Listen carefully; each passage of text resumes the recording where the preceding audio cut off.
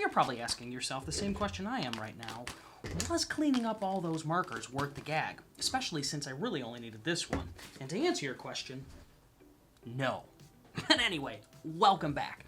So, in a previous video, we had spoken about me looking through my old sketchbook and reteaching myself how to draw. I had found in my old portfolio from when I was in high school, and I went through it, and there were some inconsistencies with what I had learned past that point.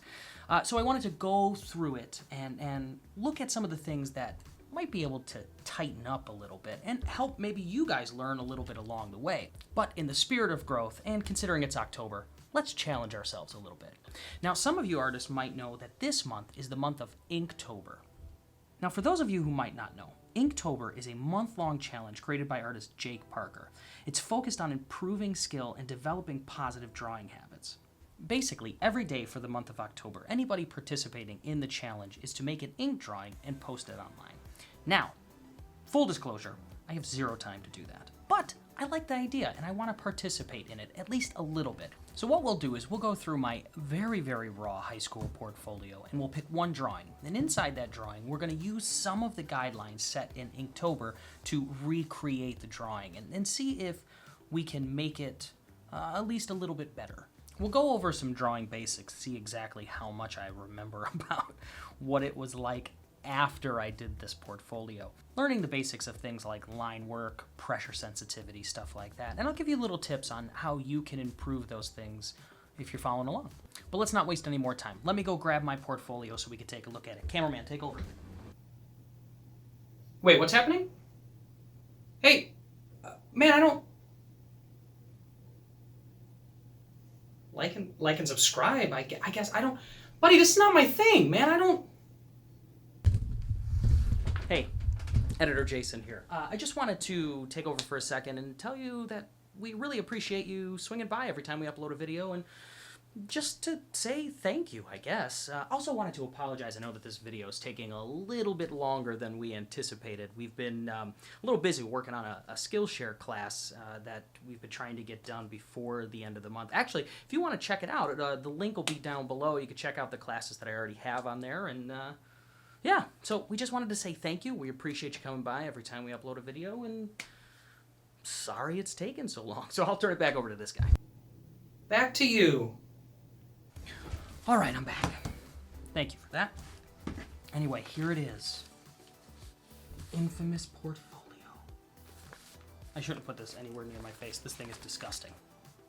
It's been batted around for so long. I mean, look at this. Isn't that gross? I don't even know what that is. I'm not sure I want to know what it is. Anyway, let's look through it, see what we have. I mean, just look how old and rickety this is. Look at this. This thing has been through a lot. I'm not going to tell you how long I've had it, but I can tell you this. There are marriages that don't last as long as this thing has. All right, let's look and see what we got. Oh, look at that little cute little guy. That is a picture of Simba. We're going to go through this, and you're going to realize I was really into Disney at the time. This was 1996, 7-ish era, when Disney was really big. Look at that. My first signature. So terrible.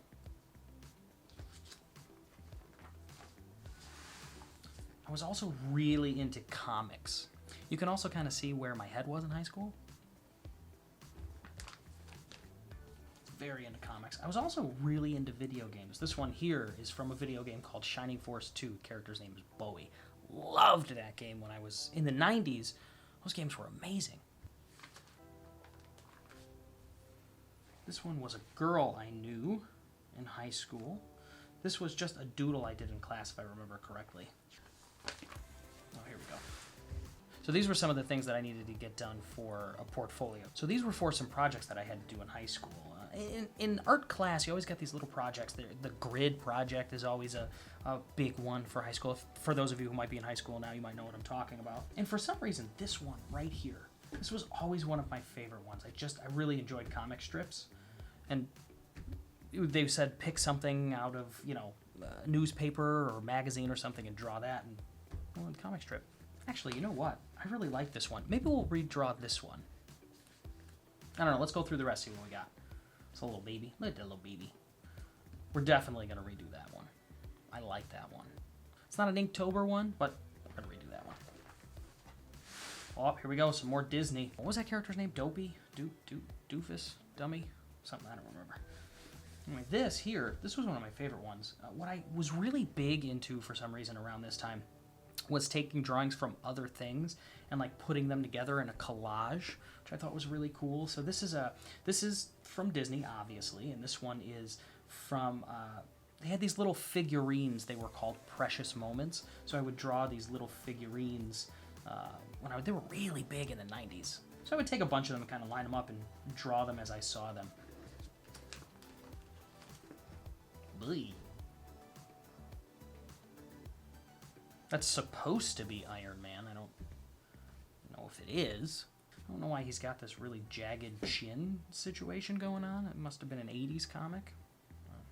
This one was a project that we had to do. Every student had to create their own little comic panel, which I thought was kind of cool. And still to this day, this is one of my favorites. You know, I could have tightened things up a little bit. And I have this book that has these panels already pre-drawn in it. We're definitely going to redo that one. This was a doodle. This had nothing to do with it. I just thought that was cool. Another Disney, of course. You could tell, though, the line work is very raw. Now, look, I know I was really into Disney, but there's actually a reason. So, first of all, Disney really lends itself to learning how to draw. If you look at the line work that they have and everything, it's pretty simple. And it's a good way to teach yourself some of that. You can look at some of the old panels they have from the cartoons or pause one of the movies and just try to shape it out. It's a good exercise in line work. But also, here in Chicago, when I was young, they used to have this, I don't know, it was like a building, and it was dedicated to Disney stuff. They used to have Disney rides in it. It was like a mall almost. But in there, they had a floor where people would teach you how to draw, and I always wanted to do it. One day I said I was going to work there. And then by the time my senior year rolled around and I was able to work, they had closed it down. And that's why I was really big into Disney. Ooh, this guy. I really enjoy this guy. Full disclosure, that's not my creation. I didn't create that. I just thought it was cool. I saw it somewhere. I don't remember where. But I just loved the whole shape of this little troll, and the tree and everything. And I was practicing. I wanted to know how to sort of level it out, get it closer. And this was one of the first opportunities that I had to work with some sort of pen, like an ink style thing. So this one I thought was always really cool. And that pretty much concludes the book. Now, like I said before, I pretty much had an idea of which one I wanted to do for Inktober when we were looking through this. I think that's the one we'll do because it kind of lends itself to being an Inktober kind of thing. It is a comic panel. Most of it is a black and white thing. We've got a little bit of color in the background, some little bits here and there. But for the most part, it's a black and white, and that's where we'll start. Now, before we jump in and just start redrawing, I want to go over a few things that I see that sort of stand out in what I could have improved if I would have done this after I learned some of those basic techniques. Now, some of the things that I see in this drawing that sort of stand out to me. My line work here. It's very, very shaky. You know, a lot of this drawing like that. Stuff like this. This doesn't match up. I had very shaky line work before I knew how to draw. Things like lighting. Like if you look in here, his nose is there's just color, void of it. But in here, I put a little line around it.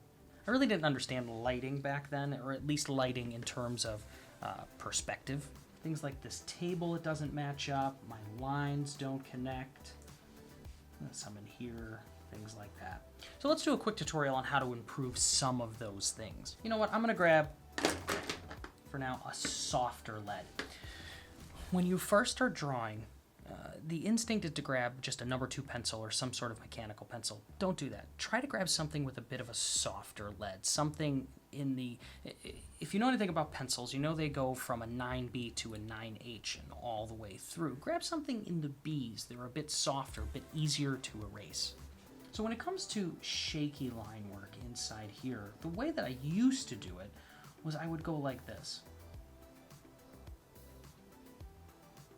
Draw this a little bit harder so you could see it, right? I hadn't learned yet how to just draw smooth lines. And to do that, you have to press very lightly. Otherwise, if you're pressing very hard, it sort of indents the paper and sort of follows along in its own little groove. We don't want to do that. So instead of drawing like that, what I learned was to draw basic shapes and smooth out the edges. For example, a circle is really difficult to draw perfectly, but a box is much, much easier. So instead of starting with the chin like this, what I would do now, not then, but now, is I would take it and I would draw a rectangle. Something like that. And then smooth out the lines or the edges as I go. Kind of something like that.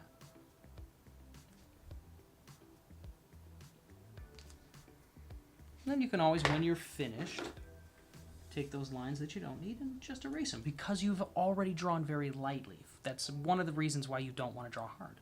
Now let's look at that table for a second because it speaks to perspective. If you look, and if you try to line this up, right? You see that? The edge of the table's right here. I line that up. They don't exactly line up. Now what I would normally do is, let's say I had the skunk, right? The little skunk guy's right here. Right? His leg is here, and his foot comes up, and the other one like this. Right, and the body. What I did was I would take the table and I would go like this. Right? And then I would sort of try to etch the table around where that thing lives. Instead of doing that, what I recommend is when you try to do this, very lightly draw the table through so it connects. And then go back later. I think the way that I can explain it is when I did this drawing, I remember doing it line for line for line, instead of doing it shape for shape for shape. So another example here is oval, oval, rectangle, rectangle. Right, so something here, let's say this is his arm. Let's do this. So let's say this is his arm, right? He's got this squiggly line here. Right, the arm, what I would normally do is I was going like this. And then I would cut down a little bit. And then I would come around like that, and I would build it shape, or line for line for line. Instead, what I learned was, let's have the squiggly line here. Let's do a shape. And then another shape. And then a rectangle. And then another rectangle.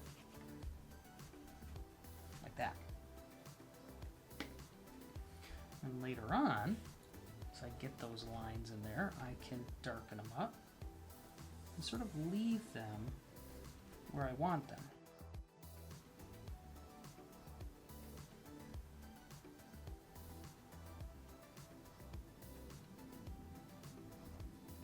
Let's see something like that.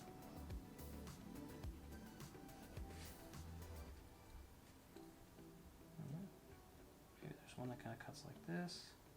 And his elbow softens out at the edge. Cuts down like that. That's just something I would do now. It's one of the things that I learned. Shapes are a lot easier to draw than line for line for line. It takes a lot less time because it's easier to draw the shapes and the basic idea of something and then sort of even it out later. But for now, those are some of the basics that I see that could be tightened up inside of this drawing specifically. So with that, why don't we redraw this one? But again, because it's Inktober, let's change it up a little. I think we'll replace this skunk guy with something in Inktober. Now, one of the things that makes Inktober kind of fun is they have what's called a prompt list. Now, each time you do a drawing, you're supposed to take that prompt list and sort of coincide it with the day that you're drawing on. So day 1 is a ring, day 2 is mindless, and so on and so forth. So since I wasn't able to do it for the whole month, we'll just pick today's prompt, which is ghost. And I think that's kind of funny for this comic strip, so we're going to figure out a way to integrate a ghost somewhere in this image. But let's not waste any more time. Let's get to the fun, start redrawing this picture.